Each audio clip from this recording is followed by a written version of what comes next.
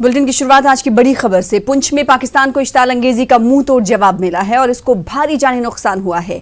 जराये के मुताबिक मनकोट सेक्टर में गुज़िश्ता रात हिंदुस्तान की जवाबी कार्रवाई में 7 पाकिस्तानी फौजी मारे गए और 3 जख्मी हुए हैं। पाकिस्तान ने कल शाम इफ्तार के वक्त सीज फायर मुआहदे की खिलाफ वर्जी करते हुए मनकोट सेक्टर में फौजी चौकियों के अलावा रिहायशी इलाकों को निशाना बनाकर गोलाबारी की थी। इस गोलाबारी में एक आम शहरी की मौत हुई थी, जबकि उनके छोटे भाई जफर इकबाल जख्मी हुए थे।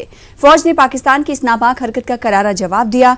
जख्मी जफर इकबाल का कहना है कि पाकिस्तान अक्सर उनके इलाके में गोलीबारी करता रहता है और गांव में आज तक बंकरों की तामीर नहीं हुई है।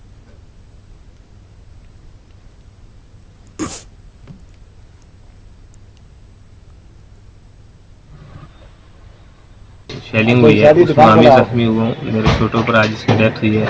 मोहम्मद गुलफराज वो BA पार्ट सेकंड में पढ़ा सा। जनाब मेरी सरकार के यह गुजारिश है कि यह जी डेली उतो शेलिंग वैली इस शेलिंग में पाकिस्तान की तरफ जो है डेली शेलिंग वैली इसमें बंद कराया जाए ताकि हम लोग कोई जिनकी आचार तलाशा कर सकें। और इन केस ऑफ शेलिंग किसी को कोई प्रॉब्लम आती है तो 97.11-211 में अपने हेल्पलाइन मोबाइल नंबर दे रहा हूँ, वो मुझे कॉल करें। और मैं सबसे जो यकीन देना चाहता हूँ कि विद इन नो टाइम हमारी जो मेडिकल टीम है उनकी सहायता के लिए वहाँ पहुँच जाएगी। उड़ी के हाजीपीर सेक्टर में फायरबंदी की खिलाफ वर्जी करते हुए पाकिस्तान ने शिलबारी की। आधा दर्जन से ज्यादा देही इलाकों पर शिलबारी की गई। चुरंडा गांव में 2 लड़कियां जख्मी हुई हैं, जबकि एक रिहायशी मकान को जुजवी तौर से नुकसान पहुंचा है। हैवी मशीन गन से चलाई गई गोलियां उड़ी टाउन में भी गिरी हैं।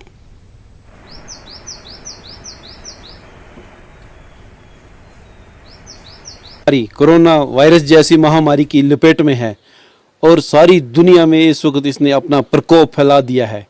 और इन हालातों के होते हुए हमारे 2 मुल्क इंडिया और पाकिस्तान आपस में एक दूसरे को गोले बरसा रहे हैं। और इस मुक़द्दस महीने में पहले ये जंगबंदी की जाती थी हमेशा, और इन्होंने इस महीने में भी और इस महामारी के दौरान भी ये जो है जंग आपस में जारी रखी है। और बॉर्डरों पर लोग बहुत दुखी हैं, खासकर उड़ी बॉर्डर पर बहुत शेलिंग होती है और लोग बहुत ज़्यादा परेशान हैं। कुपवाड़ा जिले के वलड़बाला हंदवाड़ा जंगलात को आज फौज और पुलिस ने उस वक्त मुहासरे में लिया जब फौज को यह शुबा हुआ कि इलाके में मिलिटेंट छुपे बैठे हैं। इस दौरान वहां फायरिंग की आवाजें भी सुनाई दी। फौज ने बड़े पैमाने पर तलाशी कार्रवाई शुरू की। आखिरी इत्तलात मिलने तक इलाके से वक्फे से फायरिंग की आवाजें सुनाई दे रही थी। पुलिस से जराये के मुताबिक इलाके में मिलिटेंटों की नकलो हरकत देखी गई है और इन्हें ढूंढ निकालने के लिए तलाशी कार्रवाई जारी है। इलाके में फौज की मजीद टुकड़ियां रवाना कर दी गई हैं।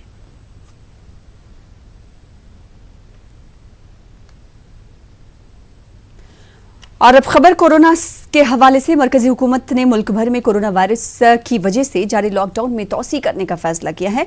लॉकडाउन 3 मई के बाद 2 हफ्तों तक जारी रहेगा।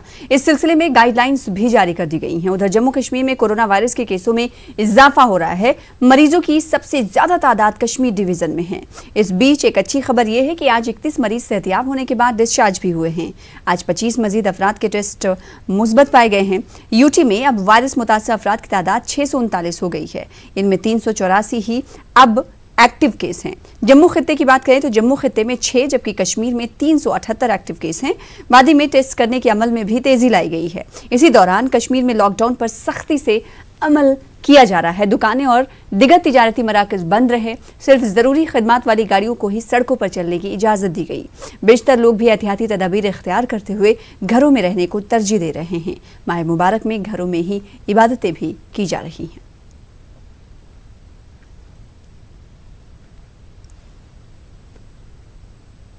गांधरबल जिले से राहत की खबर आई है। जिले के कोविड अस्पताल से मजीद 8 मरीजों को सेहतियाब होने के बाद डिस्चार्ज कर दिया गया। अब अस्पताल में सिर्फ एक ही कोरोना पॉजिटिव केस है और उम्मीद की जा रही है कि मज़कूरा मरीज भी शिफायाब हो जाएगा। जिले उहदेदारों और अस्पताल स्टाफ ने डिस्चार्ज हुए मरीजों को गर्मजोशी के साथ विदा किया। इन्होंने मजीद 14 दिनों तक अपने घरों में होम क्वारंटाइन रहने की हिदायत दी है। सीएमओ गांधरबल ने कहा कि डिस्ट्रिक्ट बहुत जल्द कोरोना से पाक होने की उम्मीद है। ताहम इन्होंने कहा कि इसके बावजूद मुहतात रहने की जरूरत है। उन्होंने कहा कि लोगों को सरकारी हिदायत पर सख्ती से अमल करना होगा और तमाम एहतियाती तदाबीर इख्तियार करने होंगे। इसी दौरान डिस्चार्ज हुए मरीजों ने अस्पताल में किए गए इंतजामात पर इत्मीनान का इजहार किया और तिब्बी अमले की सताइश की। हमें पता चला कि हम घर के 7 अफराद को पॉजिटिव निकले हैं सर, तो हमारे ख़ानदान पे पूरा कहर बरता। डिस्ट्रिक्ट हॉस्पिटल गांधरबल पहुंचने के बाद 3 दिन तक हमारी तरफ किसी ने देखा ही नहीं। 3 दिन के बाद ऑडियो क्लिप वायरल हुई। उस ऑडियो क्लिप वायरल के बाद हम शुक्रगुजार हैं डीसी साहब के, CMO साहब महराजीन साहब के और डॉक्टर यास्मीना मैम के, जिन्होंने उस पर कार्रवाई करके हमारी सारी मुश्किलातें दूर की। हमें वो सब कुछ प्रोवाइड किया जिसके जो हमें नहीं थी। हमारे लिए अच्छा खाना प्रोवाइड किया, अच्छे डॉक्टर रखे जिन्होंने न सिर्फ हमारा इलाज किया बल्कि हमें जहनी तनाव से भी निकाला। हमें महसूस ही नहीं दिया कि हम किसी मर्ज़ में मुब्तला है। हमारे साथ अच्छे से बात कर रहे थे। आज मेरे लिए एक बहुत खुशी का मौका है कि एक साथ हमारे 8 कोविड पॉजिटिव पेशेंट्स नेगेटिव होकर यहाँ से सही सलामत अच्छी सेहत में वापस जा रहे हैं। और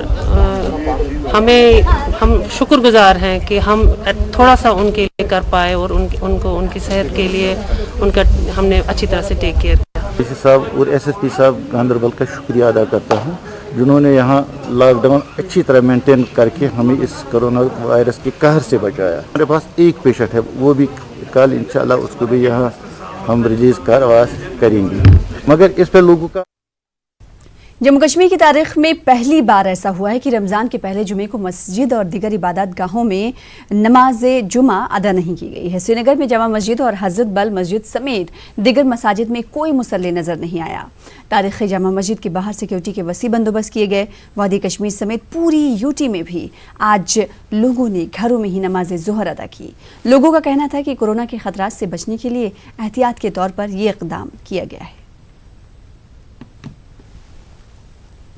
कि वो घरों में जबरदस्त जो पिछले साल ने किया था उससे दुगना, उससे तुगना, उससे 4 गुना इबादत करके अल्लाह से अपनी गुनाहों की माफ़ी मांगे।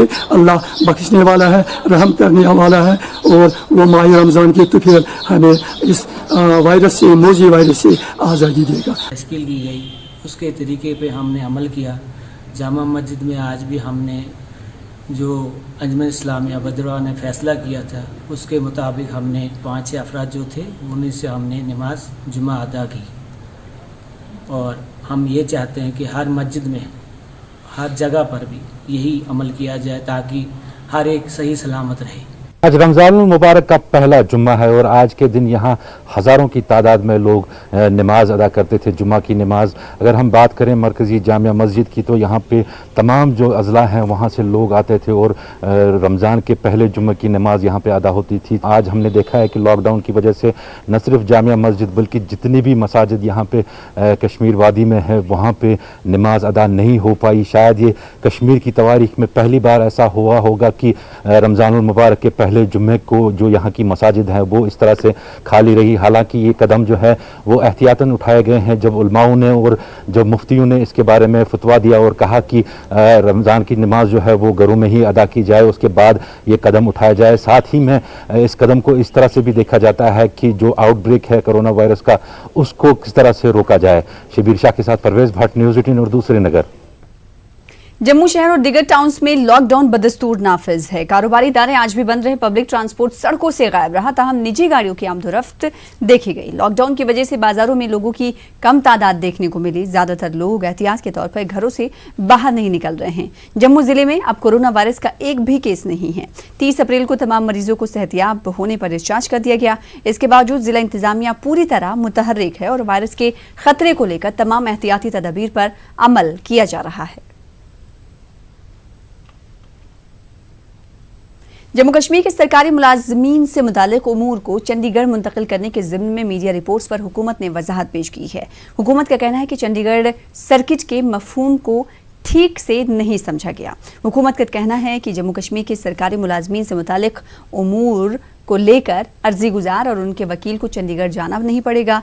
तमाम मरकजी मुलाजमीन और जम्मू कश्मीर व लद्दाख यूनियन टेरिटरीज के मुलाजमीन के सर्विस उमूर की जम्मू कश्मीर के CAT बेंच में ही समाअत की जाएगी। इससे कबल जम्मू कश्मीर के वकीलों ने इस मामले पर अपनी शदीद नाराजगी जाहिर की थी और फैसला वापस लेने का मुतालबा किया था।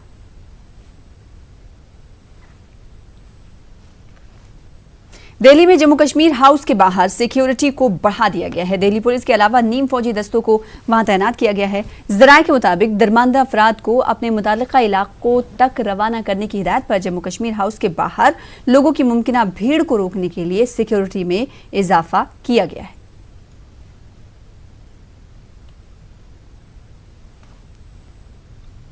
एलजी के मुशीर के शर्मा और चीफ सेक्रेटरी बीआर सुब्रमण्यम ने कठुआ का दौरा किया। दोनों ने लखनपुर में बैरूनी रियासतों से आने वाले अफराद के लिए किए गए इक़दामात का जायजा लिया।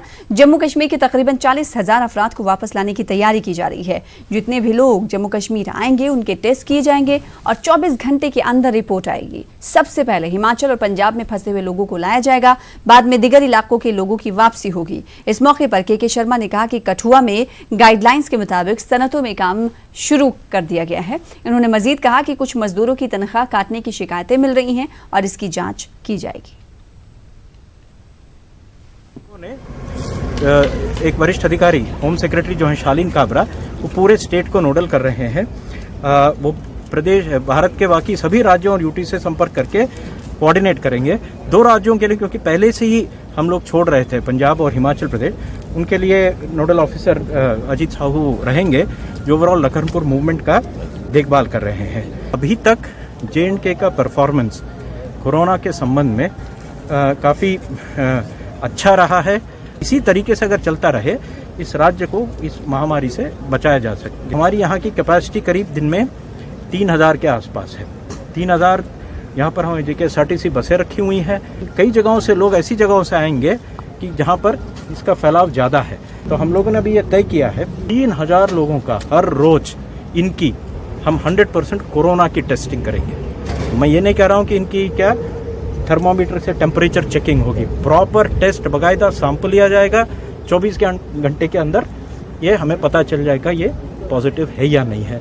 जांच टोटली फ्री जी, आज तक हमने किसी एक चवन्नी नहीं। पंजाब और हिमाचल में करीब 15,000 हमारे भाई बंधु बच्चे फंसे हुए हैं। इनको पहले निकालेंगे क्योंकि ये बिल्कुल बगल में है, इनको लाना आसान है। स्टूडेंट्स के लिए एक वेबसाइट बनाया गया हुआ है, लोगों वहाँ एंट्री कर रहे हैं बच्चे कि हम वापस आना चाहते हैं। उनको ग्रुप्स में करके, जैसे हम कोटा से ले आए, चंडीगढ़ हो, अलीगढ़ हो, भोपाल हो, धीरे धीरे ले आएंगे। पहले ये भीड़ जो है करीब 7 दिन तक निकलेगी पंजाब और हिमाचल की, उसके बाद दूसरे राज्यों की, और अगले 7 दिन में दूसरे, करीब 15-20 दिन में ये जो फंसे हुए लोग सबको। कि जो इंडस्ट्रीज अलाउड हैं काम करने के लिए, उनके वर्कर्स को आना है और काम करना है, क्योंकि वो तो एसेंशियल इंडस्ट्रीज़ हैं, फार्मास्यूटिकल्स की हैं, या और जिनको केस बाई केस गाइडलाइंस के अंदर परमिशन दी गई है। कुछ ऐसी इंडस्ट्रीज हैं जो अभी नहीं खुली हैं, जिनको परमिशन नहीं मिली है। उनके वर्कर्स को, उनको कहा गया है कि उनको वर्कर्स को रेगुलेट करने के लिए पूरी गाइडलाइंस है, और गाइडलाइंस की अगर किसी जगह में इम्प्लीमेंटेशन नहीं हो रही है तो हम उसको इम्प्लीमेंटेशन करवाएंगे। पे नहीं दी जा रही, सड़कों पे आ रहे हैं सर लोग, जो कर्मचारी हैं कहते हैं हमें पे नहीं दी जा रही। वो स्पेसिफिक यूनिट वाइज उनकी रिप्रेजेंटेशन हम रिसीव करवाएंगे, फिर देखेंगे उसमें, क्योंकि गाइडलाइन के मुताबिक ही जो है। राजस्थान के कोटा से तलबा और दिगर 58 अफराद दरमानदा मुसाफरी लद्दाख पहुंच गए हैं। इन अफराद ने इंतजामिया का शुक्रिया अदा किया। लद्दाख इंतजामिया ने यूटी के दिगर इलाकों में फंसे हुए अफराद को भी जल्द ही वापस लाने का फैसला किया है। इस जिम्न में LHDC करगिल व लेह के चेयरमैन की LG लद्दाख के मुशीर से वीडियो कॉन्फ्रेंसिंग भी हुई। LHDC करगिल के चेयरमैन फिरोज अहमद खान ने न्यूज़ 18 उर्दू से बातचीत करते हुए कहा कि जल्द ही दिगर दरमानदा अफराद को वापस लाया जाएगा। जम्मू